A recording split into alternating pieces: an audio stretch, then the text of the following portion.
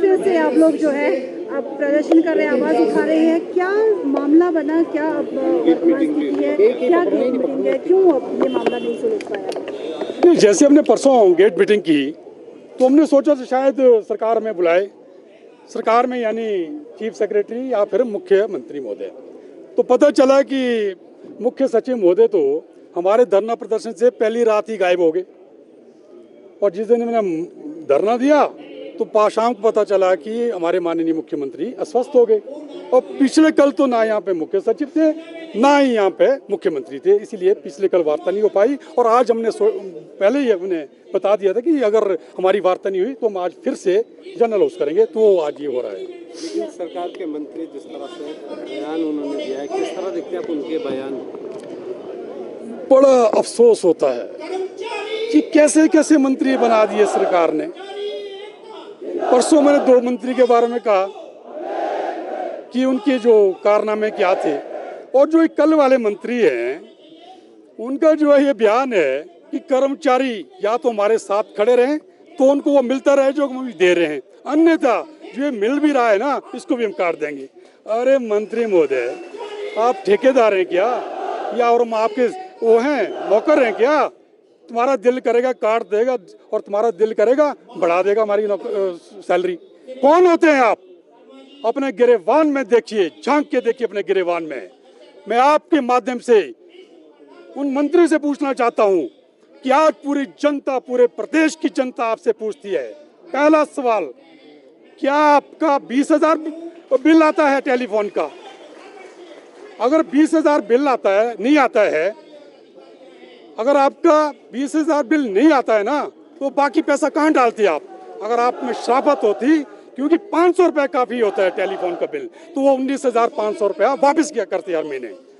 दूसरा सवाल, क्या वो इतना सत्कार, आदर सत्कार करते अपने कॉन्स्टिट्यूंसी में कि वो 95,000 जो सत्कार भत्ता ले रहे हैं कि वो उनका खर्च हो जाता है? मुझे बताएं, कोई एक आदमी मेरे को बताया कि जो माननीय मंत्री जब अपनी कॉन्स्टिट्यूंसी में जाते हैं तो वो जो ना लोगों को टोपियां बनाते हैं, शॉल डालते हैं, बल्कि लोग उनको टोपी और शॉल नहीं डालते हैं। नंबर 3, मैं ये भी पूछना चाहता हूँ कि माननीय मंत्री जी का इस पे क्या कहना है कि जो प्रदेश के जो ये 2 मंत्री थे जिन्होंने अपने आशियाने उस पे ऑफिस पे इतना खर्चा कर दिया, करोड़ों का खर्चा कर दिया है, उस पर उनका क्या कहना है? तो ये जो 3 सवाल है, ये पूरी जनता, प्रदेश की जनता उनसे जानना चाहती है।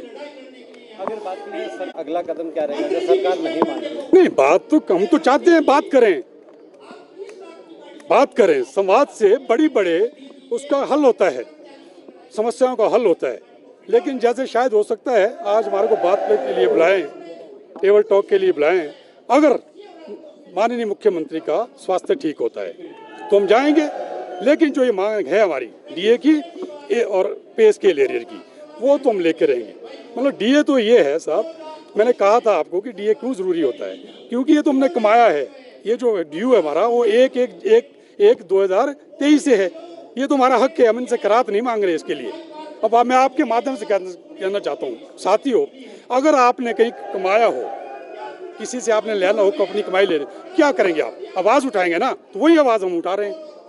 संजीव जी, आपसे मैं ये जानना चाहूँगा, लगातार आप गेट मीटिंग प्रदर्शन कर रहे हैं, मीडिया में जा रहे हैं, तो क्या निकला है इससे? अभी तक निष्कर्ष क्या निकला है? नहीं, अभी निष्कर्ष कुछ नहीं निकला है। एक एक करके ये प्रदेश सरकार के जो मंत्री बैठे हैं ना, इनकी पोल खुली जा रही है, तो पूरे प्रदेश की जनता को इनके कारनामों का पता चल रहा है कि टेलीफोन के लिए भी 20-20 हज़ार महीना का लेते हैं, जो 500 से ज़्यादा नहीं होता है। पूरे प्रदेश के लिए इनके पास पैसा नहीं है, प्रदेश की जनता के लिए पैसा नहीं है, विकास के लिए पैसा नहीं है, इसके लिए इनके पास पैसा है। आर्थिक मदद का हवाला दे रहे कि जिस तरह से त्रासदी यहाँ आई है और प्रदेश में जिस तरह से जो है वो संकट गरमाया है, उसका हवाला दे रहे कि अभी पैसा नहीं है, जैसे पैसा आएगा तो दे दिया जाए। मैंने कहा ना आपको कि भाई एक एक करके जो है इनके पोल खुलेंगे। त्रासदी की बात की ना आपने, डिजास्टर के लिए मैं आपके चैनल के माध्यम से कह देना चाहता हूँ, कभी आपको पता नहीं होगा, 2023 में डिजास्टर का इन्होंने 114 करोड़ लैप्स कर दिया है। 114 करोड़ जो लोगों को जाना था, लोगों में बंटना था, वो लैप्स कर दिया। किसकी ये वो है, किसकी नालायकी है? यहाँ के ब्यूरोक्रेट्स की नालायकी है। वो पैसा नहीं खर्च कर पाए भाई। 114 करोड़ रुपया लैप्स हुआ है। क्या आपको लगता है क्यों अफसरशाही की तरफ से सुझाव दिया सरकार ने कि ओपीएस बंद करने पर विचार करेगी सरकार अब? अरे ये जो अफसर लोग पता क्या समझते हैं, ये संजीव कुमार नेता है ना, अरे इनको ये नहीं पता 35 साल हो गए मेरे को कर्मचारी की राजनीति करते हुए थे। ये ओपीएस अब बंद करेंगे, हो सकता है कहीं ऐसा, ये इनकी टैक्टिक्स है, ये चाल है इनकी।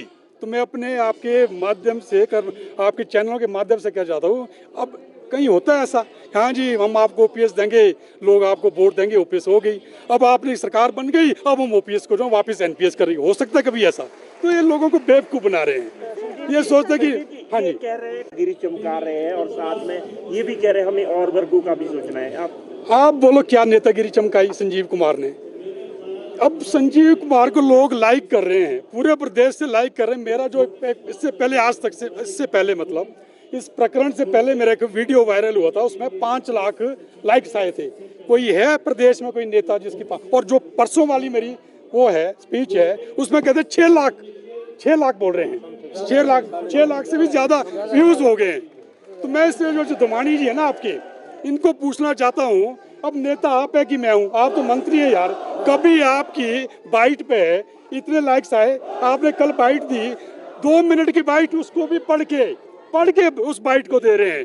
कैसे कैसे मंत्री बना रहे हैं, और वो बाइट दे दी आज के इस संवेदनशील जो आज का ये है ना, क्या कहते हैं परिस्थितियां हैं, यहाँ जो प्रदेश का कर्मचारी और अधिकारी डीए मांग रहा है, और ये बोल रहे हैं कि नहीं डीए तो छोड़ो, जो आपको हम दे रहे हैं उसको भी छीन लेंगे। अरे ये तो सरकार गिराने की बात करा। मुझे लगता है माननीय मुख्यमंत्री महोदय, ये आपका मंत्री है ना, सबसे पहले आपकी सरकार गिराने की साजिश रच रहा है, तभी उसने एक गैर जिम्मेदाराना इन्होंने अपना बयान दिया है। बेरोजगारों का साथ नहीं मिल रहा है कि कर्मचारी संगठनों के अलावा बेरोजगारों का साथ नहीं मिल पा रहा है आपको? क्या मानते हैं कि बेरोजगारी भी एक बड़ी समस्या है और सरकार जानबूझकर दबा रही है? बिल्कुल, बेरोजगारी की तरफ इनको कोई ध्यान ही नहीं है। माननीय मुख्यमंत्री जो आया उसको जो है ना री एम्प्लॉयमेंट एक्सटेंशन दे जा रही। इधर एक राम सुहाग सिंह जी हैं, उनको री एम्प्लॉयमेंट नहीं भाई साहब, उनको री एंगेजमेंट वो दी गई उनको। मतलब हैरानी होती है यार।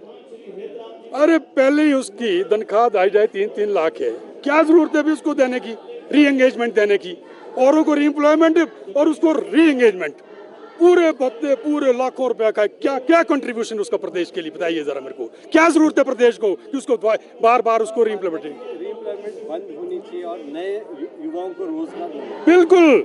बिल्कुल इस तरह से कई आईएएस अफसर है। एक दीपक सानंद जी को मुझे पता चला कि उनको भी बहुत सारे लाभ दिए जा रहे हैं, पता नहीं इसके बारे में मेरे पास मालूम। इसी तरह कई आईएएस अफसर हैं। एक मेरे को आज सुबह फोन आया, वो फोन मुझे आता है ऊना से, वो रिटायर्ड आयुर्वेदिक अफसर थे। वो कहते हैं कि एक धर्मशाला में ओएसडी लगाया गया है, उस ओएसडी 2 साल पहले रिटायर हो गया है, उसकी जो पेंशन है वो 1.5 लाख है। अब उसको री एम्प्लॉय किया गया है, 80,000 रुपया दिया जा रहा है, ऑफिस दिया जा रहा है और गाड़ी दी जा रही है। कि आयुर्वेद डिपार्टमेंट तो अपने आप में एक यार गरीब डिपार्टमेंट है, तो क्या जरूरत है उसको वहाँ बैठाने की ओएसडी? जहाँ आप चाहेंगे वहाँ ओएसडी, वहाँ पे ओएसडी। तो इसीलिए तो हालात ठीक नहीं है, अब जागना पड़ेगा। मेरे साथ पूरा प्रदेश का कर्मचारी आ चुका है, चाहे वो कॉन्ट्रैक्ट वाला है, चाहे वो आउटसोर्स वाला है, चाहे वो कोई भी कर्मचारी है। अभी 262 रिपोर्ट की बात आई, ठीक है, सचिवालय में 82 लोग आने थे, सारी फॉर्मेलिटी सारी पूरी हो चुकी है, लेकिन उनको अपॉइंटमेंट नहीं दे रहे हैं। तो ये बहुत बुरा हाल है। आवाज़ तो किसी न किसी को उठानी पड़ती थी, लोग डरते थे। आज भी देखो प्रदेश का जो कर्मचारी जो अपने आप को तथाकथित नेता बनते हैं, किसी की आवाज़ नहीं गूंज रही है। और मुझे पूरे प्रदेश के कर्मचारियों के फ़ोन आ रहे हैं, वरना ये मेरा काम हमारा नहीं होता था। पहले तो डिपार्टमेंट वाले बाहर जाते थे, उसके बाद जो है सेक्रेटरीट वाले बाहर आते थे, आज सेक्रेटरीट वालों को बाहर आना पड़ा। धन्यवाद।